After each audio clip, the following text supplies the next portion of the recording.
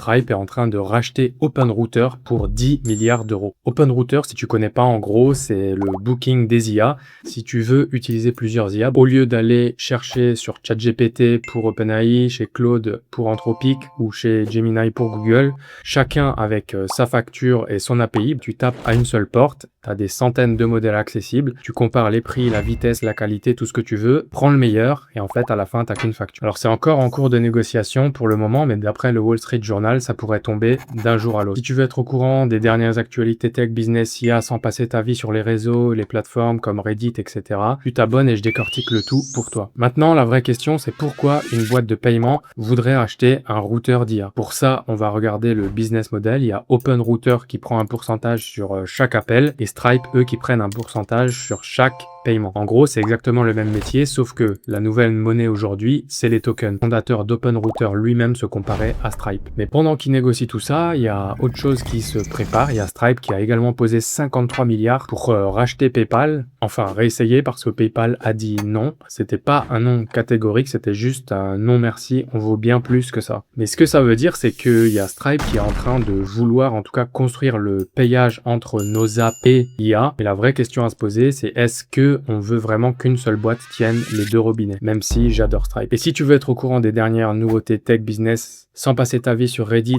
YouTube ou X, et que je le fasse pour toi, abonne-toi.